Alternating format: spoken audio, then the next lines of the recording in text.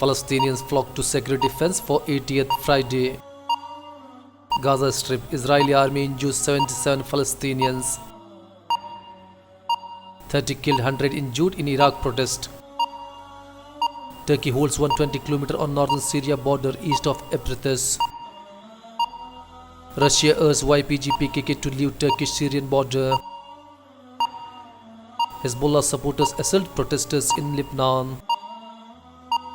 Ethiopia, army deployed in troubled Oromia areas. Malaysia to open embassy accredited to Palestine. Russia urges US to return to talks with Taliban. Pakistan, authorities to put containers on road to stop marchers. US and UN urge India and Pakistan to return to table.